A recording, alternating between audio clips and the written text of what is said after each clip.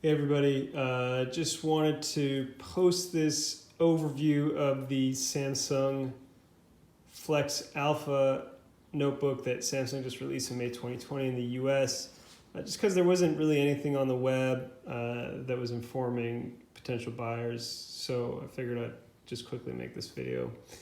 Up front, it's a beautifully built device.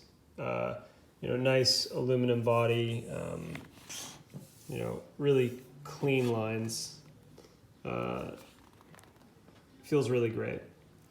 The biggest problem that really needs to be mentioned up front is, and this is in my mind a bit of a deal breaker, is the fact that this USB-C port on this side here cannot charge. You cannot use this port to charge the device. You got to use this port to charge the device, which means you got to bring this thing with you everywhere you go, because the battery life on this thing that I got in my use was about 5.5 hours with just word processing, no web use, no video use, just pure word processing. It's about 5.5 hours.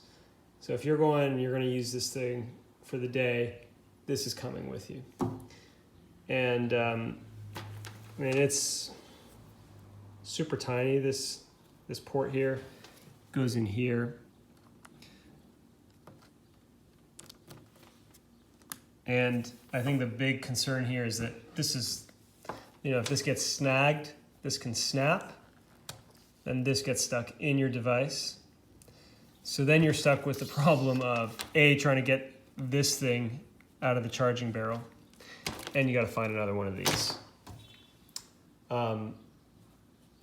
Samsung originally advertised this on their website as having USB-C charging capability. Samsung tech support also confirmed that it had USB-C charging capability. And then maybe about 5 days ago, maybe a week ago, Samsung actually removed all that information from their website. And now their tech support is actually saying that there is no USB-C charging, which is what is the reality. So Samsung was falsely advertising the USB-C charging capabilities of this device, which is really too bad, because it is a really sharp-looking device with really excellent build quality. You've got that USB-C port there. You have an HDMI port. You've got a headphone jack. On this side, you've got the micro SD port and then 2 USB-A ports. You also have the power button here, which is a bit of an odd place because it's really easy to accidentally hit that as a power and sleep button. And so if you have your hand on the side, if you're moving the laptop, if you're carrying it around, it's really easy to just kind of knock that and put the device to sleep. But it's that's not a deal breaker. The device actually, again, is really nicely built with this nice aluminum body. Trackpad is not the greatest. It's a plastic surface, quite small, maybe about 3 by 2.5 inches. Again, not a deal breaker. Keyboard is really nice and quiet. I'll go ahead and really nice. And then the finger unlock is super quick. So that happens super quick. And it's a really sharp looking device. But again, the problem is this. So this is what you're carrying around if you're using it.